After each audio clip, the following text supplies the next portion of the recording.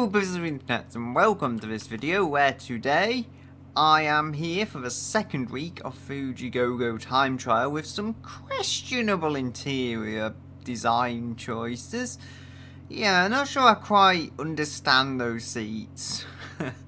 But anyway, I am going to be driving a few European V8 vehicles to see how we do. This one thankfully doesn't have electronic stability control, as I would have had to turn it off and that would have been throwing my hands all over the place.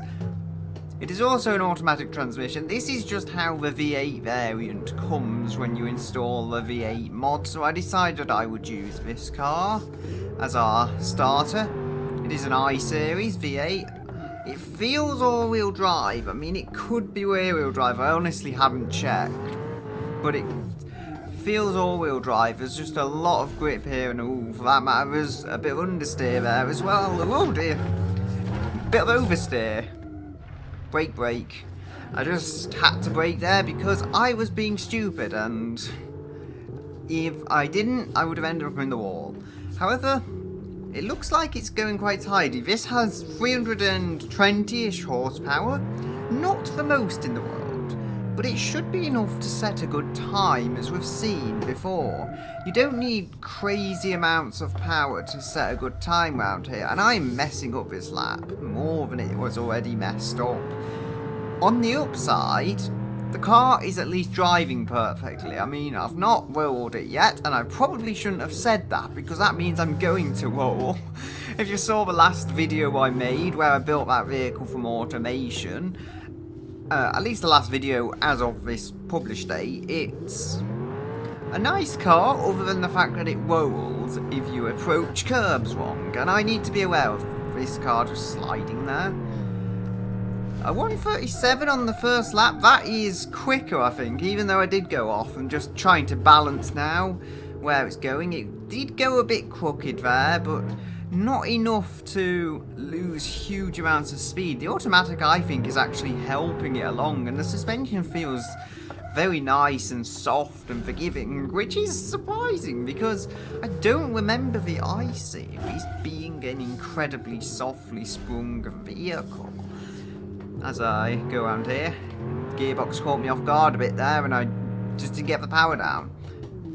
Gotta tap the brakes, try and get the most out of them, because it doesn't feel like it's got ABS. Although again, it doesn't seem to be affecting it in a bad way. It feels just overall like a well set up car. But then I did kind of brake in a straight line there. Again, the compromise of a car without ABS.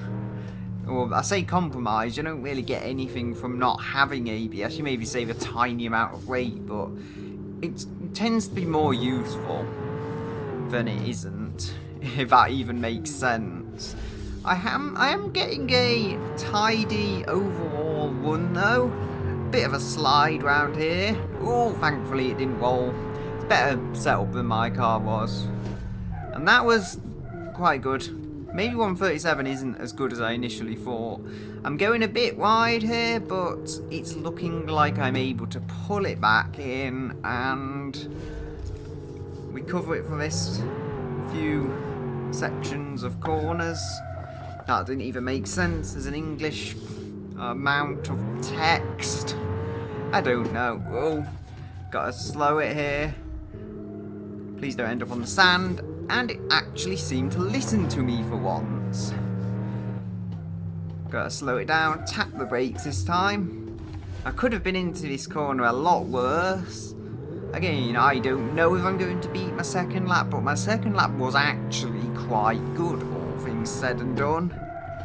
Try and brake as early as I can realistically brake, and then just whack the steering wheel right round, floor it, and get the power on.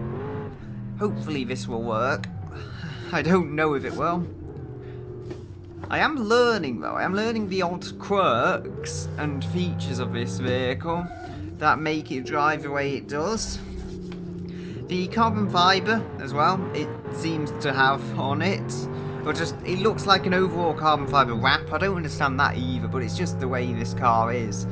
I don't know, 1:25.9. I wouldn't say that's the quickest in the world. Quite a good time nonetheless, though. So, we've beaten Blobbert. We've beaten the car that loved to roll. But it is still quite a big gap. We are just below fronty muscle as well, which, as well, if you've seen my last episode, you might have worked out. It's a good vehicle to drive. I just wish I could have got more performance out of it. If I kept going, I probably could have, because it's that kind of car that, once you know it, you can push it harder and harder and harder. If I just show you the engine now. 317 horsepower. This is definitely not the most powerful V8 in the world, but it has enough power to be a challenge, and that's why it was just below fronty muscle, but that was still a front-wheel drive car. The weight is pretty good, 1351 kilograms, and I think 1440 is with a few passengers and some fuel and stuff, or maybe a couple of passengers. I don't imagine it being any more than 2 passengers, that's for sure. It would have to be very, very light people, children, I guess. So, with that being said and done, I'm going to randomly tear the wing off, or the top of the wing even, and move on to the next vehicle. Okay, so here I have a V8 Motorsport Piccolino, as I've called it. It has got a 6-litre LS motor in the rear, making 650-ish horsepower, and full race disc brakes on the front and back. Now, I did originally have drum brakes on the front and disc brakes on the rear, and I tried taking it round here, and I failed. But then I realised about the brakes, and it's just not fair because I messed up the build, so I'm going to have to give this another try. It is, as I say, the V8 Motorsport. It's not in the standard game, it's just something I threw together because, for whatever reason, the off-road variant that this engine adds to the game, let's say, just doesn't work. The engine doesn't seem to be connected, so I was like, hey, I mean, this engine works, it revs and everything, I'm just going to build my own. Now, it does feel a little more stable on the braking, I would say. Whoa, blah, blah, blah. That's one way to take a corner. Just randomly tip over for no reason at all.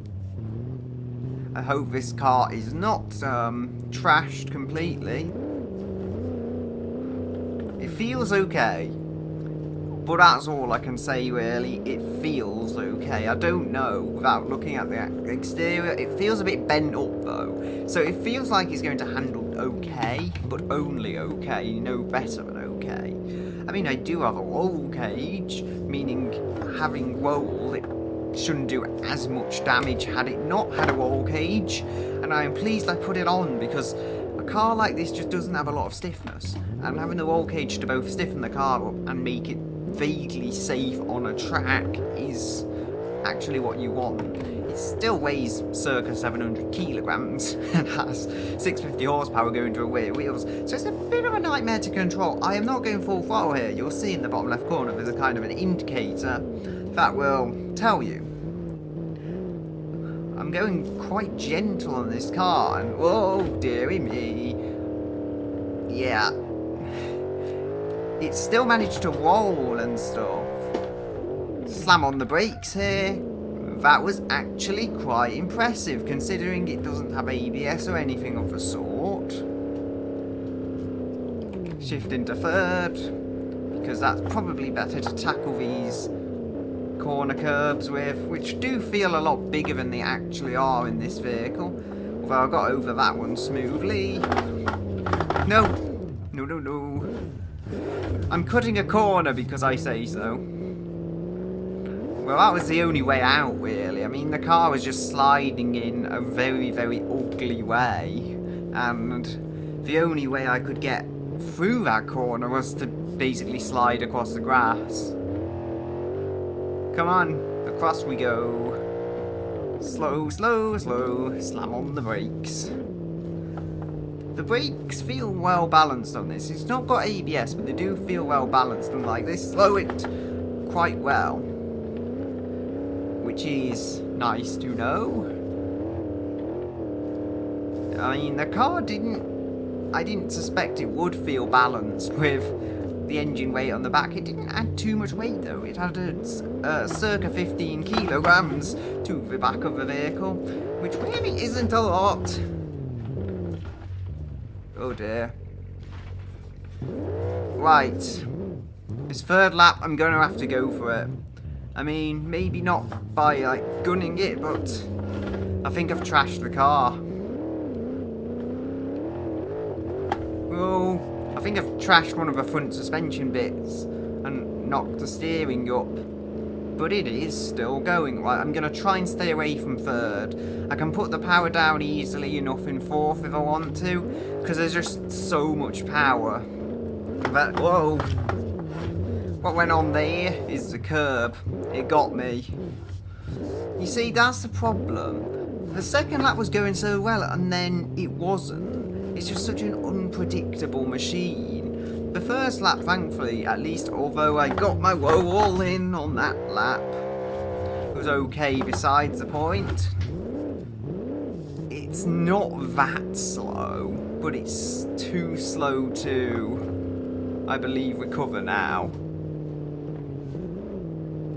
Come on. I mean, a 139 is at least going to save it from complete and utter embarrassment, but unfortunately, complete and utter embarrassment is what it has. And I feel like the gearing is wrong. Oh dear.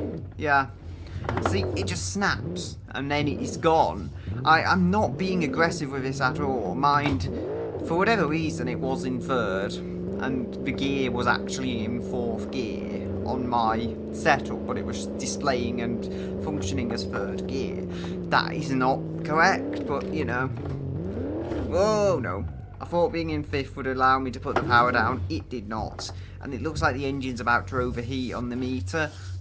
Yeah. It's had it. Although, it wouldn't have been any quicker anyway, as I could just see from the lap time. So I don't care. Quite frankly.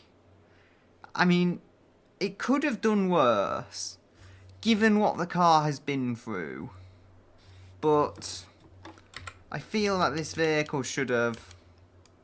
I feel like it should have set a quicker time, because it could have been an absolute monster, but unfortunately it was not to be. It is only a 139.2. Between a splittable hopper limousine and a Kashira Jato. It took me a while to remember that. But anyway, that is really proof of a theory that power is nothing without control.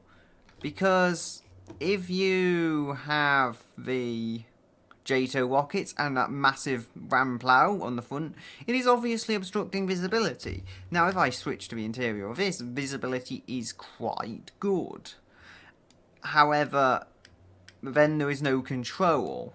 So, you know, there's no way to really control the masses of power that either this or the Kashira had, in comparison to the limo, which was actually a very easy to drive, nice to drive vehicle.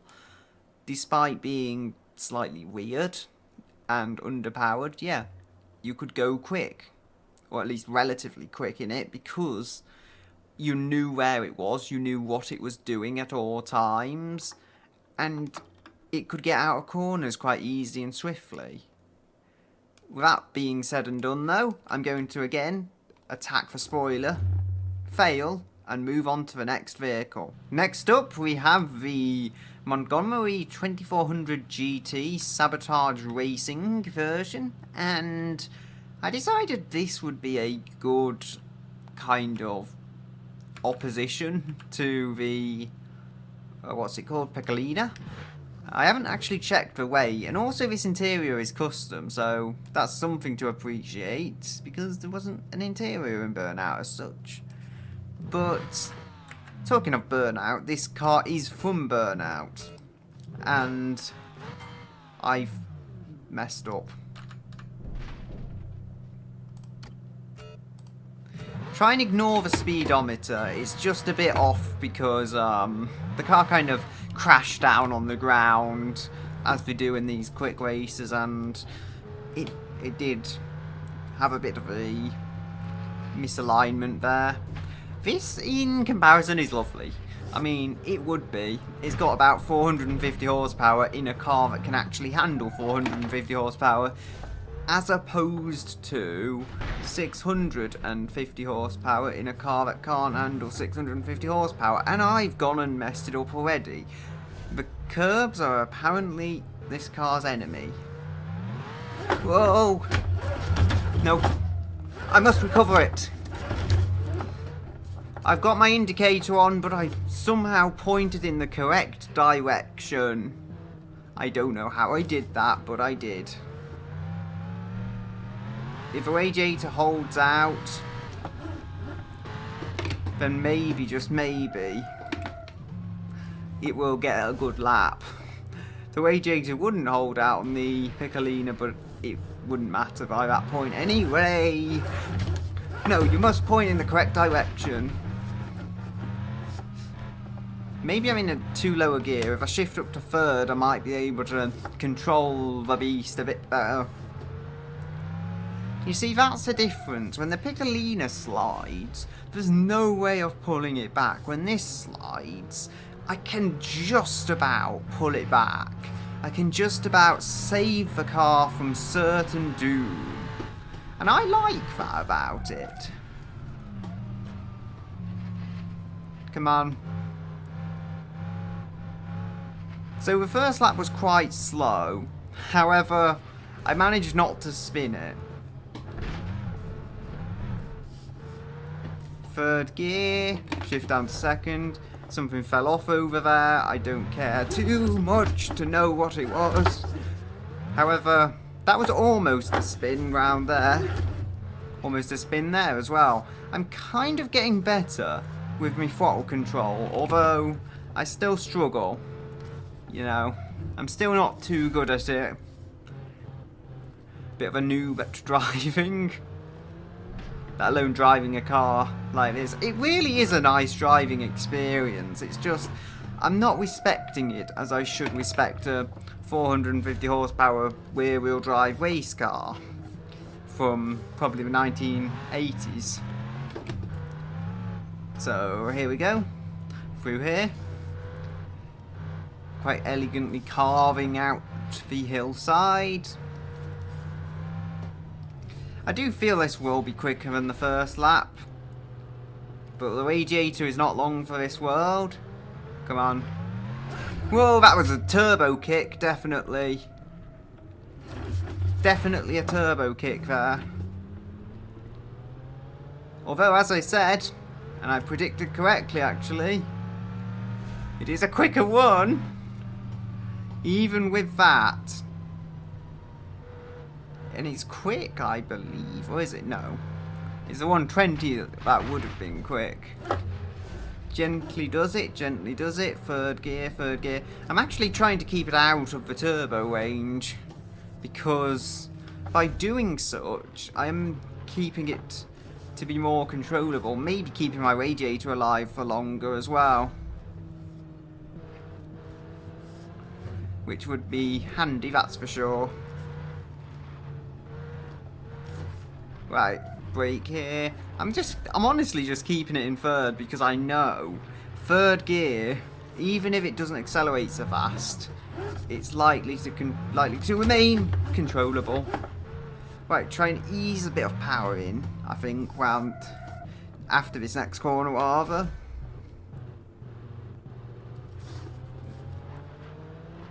You really have to massage the power in on a no amount of the power curve, but it's actually, whoa, contrary to what some people might think, good for a car. The engine's off. And something else is off as well, probably my wing. I mean, it was going so well as well. The thing is, these cars in general are being very unpredictable. The ETK was lovely. I just haven't had anything that was quite so lovely as that ETK. And I'm around with my engine off again. Come on, the Piccolina was like this. I am not being excessively aggressive. It's just this car doesn't quite have it. It's a turbo, really. It comes in, and it's unpredictable how it comes in. I got a 135, that's about as good as I'm gonna do. So, as it stands, I honestly expected more from this. You'll see it's fallen to parts. There is the engine, which is very low poly, yes, but you can basically tell it's a V8. Just try and pull this bit off if I can. Nope, I've probably done more damage than good. But anyway, it's a right mess of a car now. Thanks to me. All the bits falling off. Just like that, eh? But still, it's not good for the time. It's below the monster truck. Again, and above the hopper limo. So, the monster truck has beaten it. I mean, when you've been beaten at a circuit race by a monster truck, something's wrong with your car. It's the same with this and the Piccolina though, they're just not that controllable. The fact that this did what it did is really rather impressive. When you consider that the moment I put the power down, the moment I accelerate and use that turbo, it will almost insta-spin. For that, I guess it didn't do too bad, given that the monster truck was actually quite a nice vehicle to drive. If it did have a few visibility problems, then I guess coming just below it is a compliment, if anything. But I don't have anything more to say, so I'll just move on to the next vehicle now. Next up, we have another ETK. This is the ETK 800 Series CC, for convertible coupe, as I've decided to call it. And it has a V8 as well. The V8 CC even. Mustn't forget to mention that. I mean, this is about 250 horsepower, a manual transmission, and it's based off of a diesel. So, you know, the transmission can cope with the torque and everything. This is an automatic. We also mustn't forget to actually set up the ESC properly. AK turn it off completely, because we don't allow it here. But I decided this would be the next V8 because it's a good relaxation car from all of the really intense stuff. Now, it is an automatic, but it does have a kind of paddle shift because it is a modernish vehicle. Oh dear. Really, why are you sliding, ETK? I mean, I know you're rear-wheel drive, but even so, I expected more from you. I think this will actually be quicker though than the Montgomery. It just doesn't have the power. However, what it does have is smooth. I mean, it's not a turbocharged power plant. It just has predictable power. And even when it does oversteer, I'm able to correct it more easily. Not because there's more grip, but I'm able to correct it more easily because I know what it's going to do. It's more predictable with its power. I mean, obviously it's a convertible without a particular focus on performance. This is not the TT Sport. As I say, it's based on the diesel. The automatic diesel at that. Because I've got other vehicles in this lineup, like you saw the last ETK I had for just brutal performance, or even the Montgomery.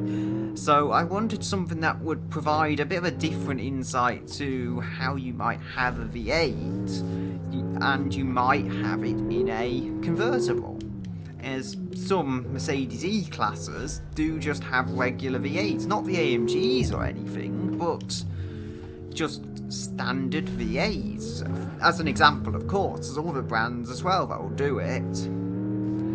The Rover 75 V8. There was an MG version, sure, but the Rover was not orientated around sportiness. It was just for those who wanted the V8 sound and feel, and a fairly comfortable all-round car as well. But they spent far more money than they should have. It's probably one of the things that killed MG Rover, that we were spending money on projects like that. Anyway, I'm getting sidetracked because this car is just so nice, you know? I don't have to think while driving it even, that's what I mean. The Montgomery, I was on edge constantly. But this, it's just so nice that I don't have to think of anything. And you'll see, lap 1 was a 1:33, which looks slow, but remember, I'm going to improve on that because of how nice this is to drive. Oh, slow it. The brakes don't quite feel as nice as I would like. It does slide under the brakes. But then, I guess it's not a motorsport model, so expecting absolute perfection in how it performs, it's not really something you can do. You'll probably have better tyres if it was a TT Sport or something, and even better suspension for the purpose, obviously, because, well, comfort suspension is better for comfort, sport suspension is better for sport. It's the way it should be, at least. Maybe it's not always the case, but you'd think a TT Sport would be tuned with the track in mind. And up here we can go.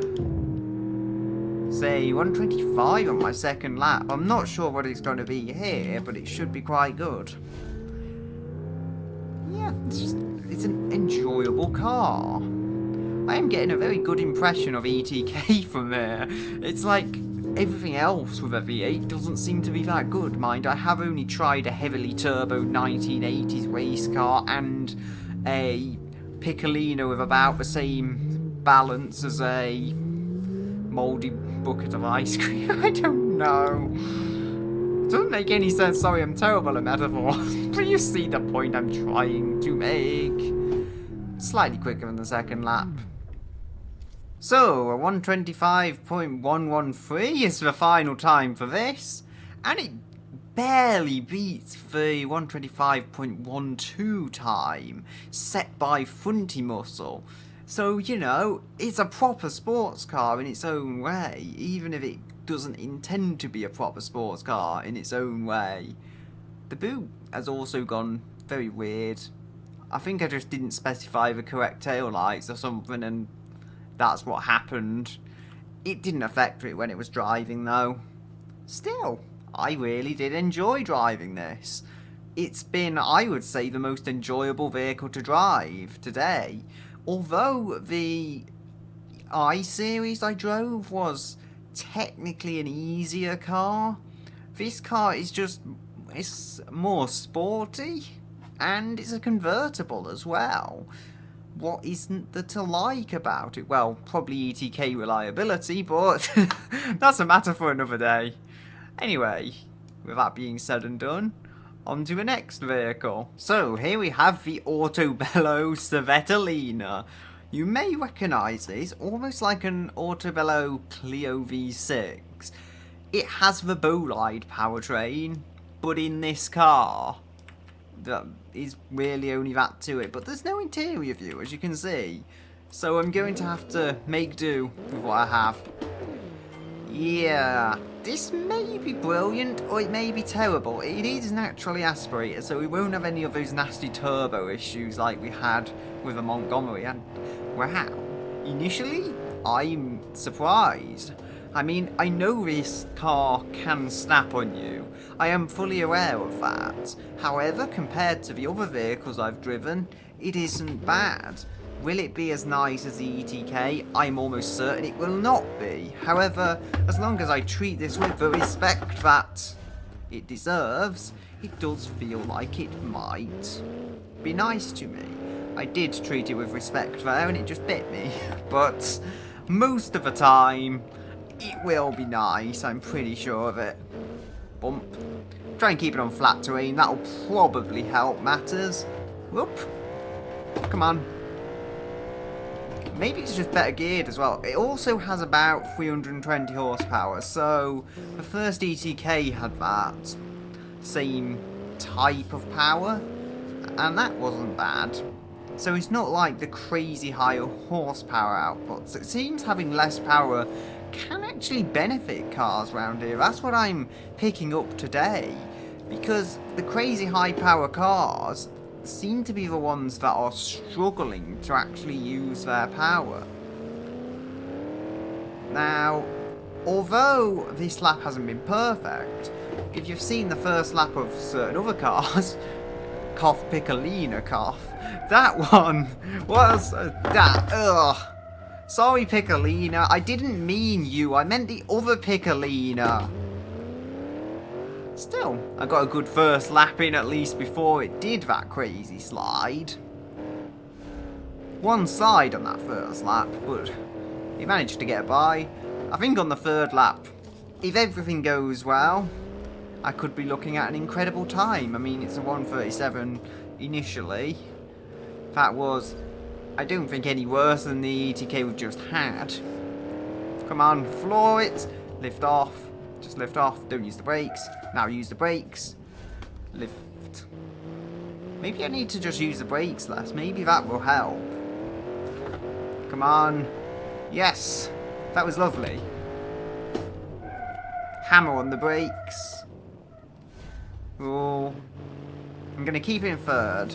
That way I don't spin up the wheels too much. And I just let the power gradually ease on.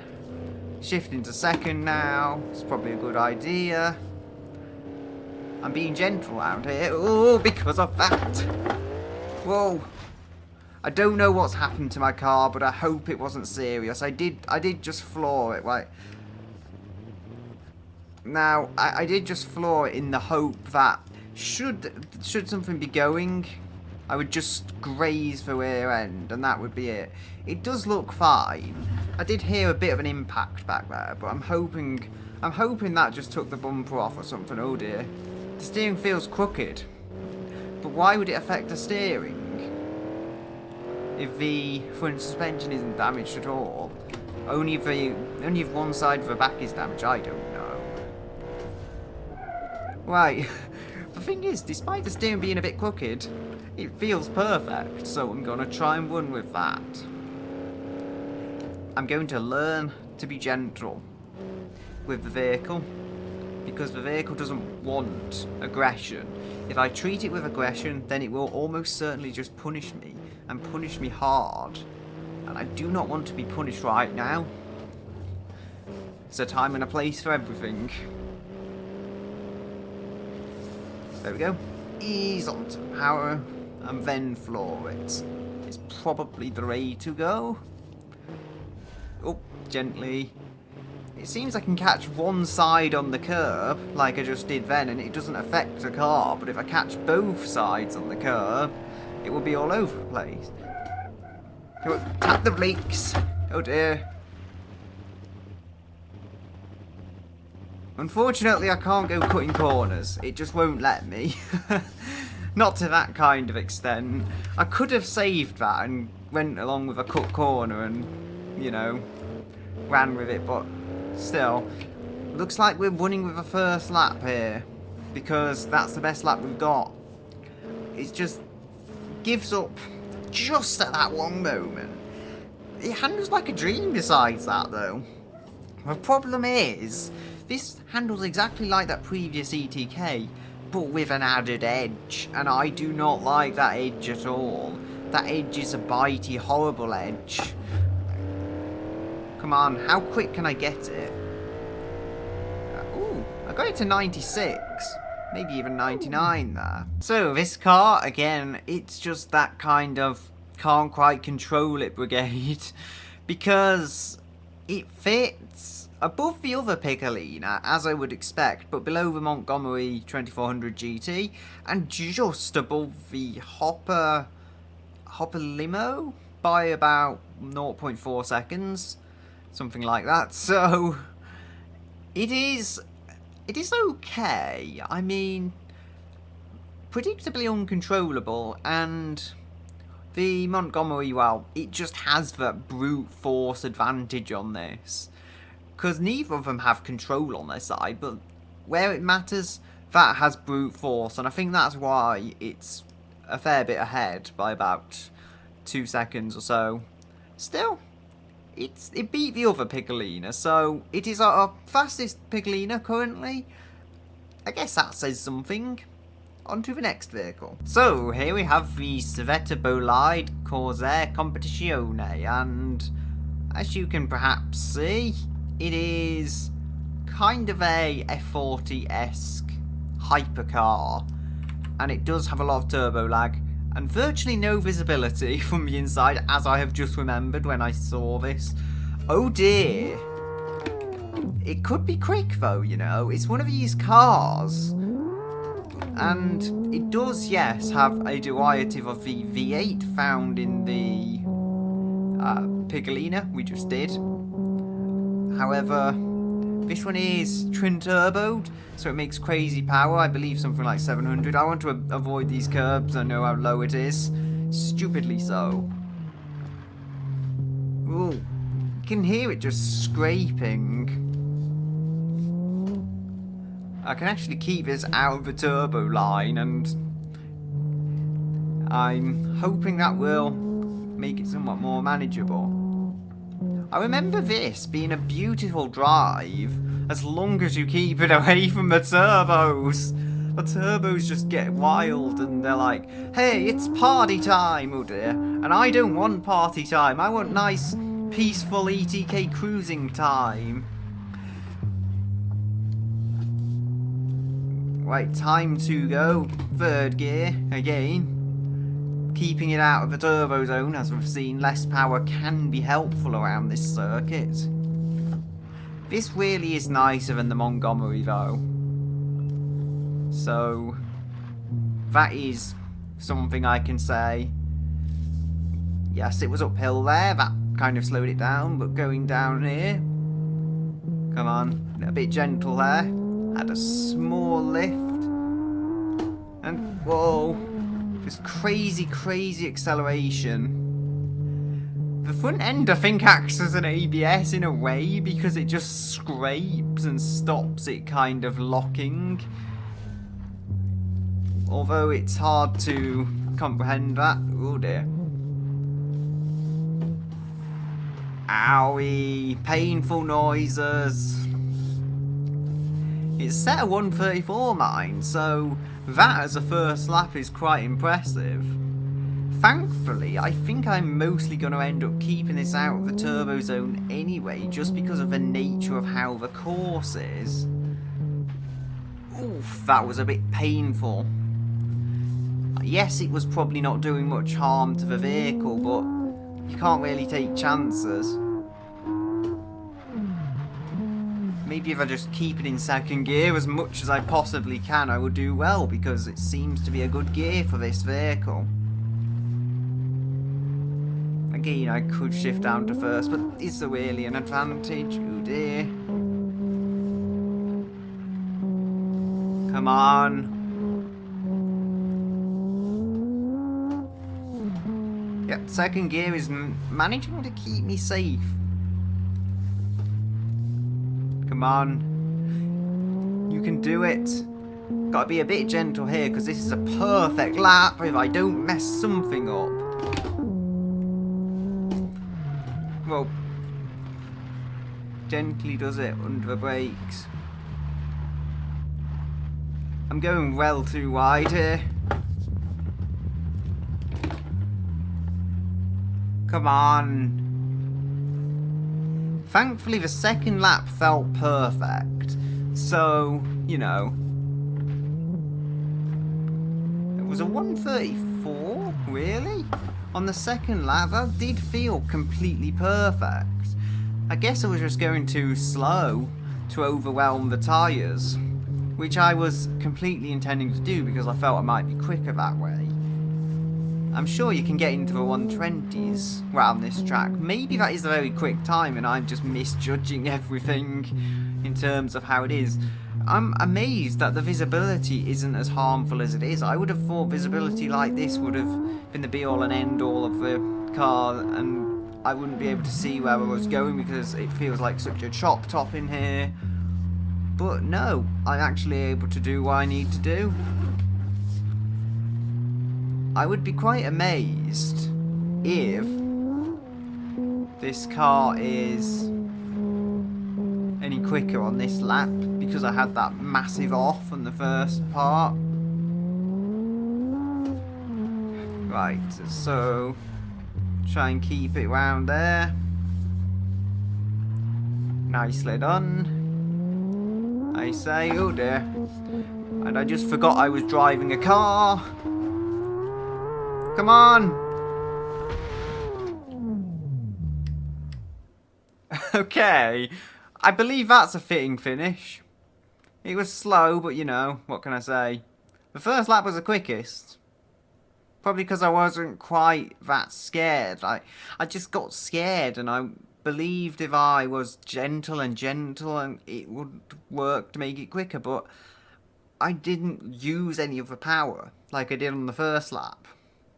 Still, let's see how it is. So, the time it's set neatly slices this between...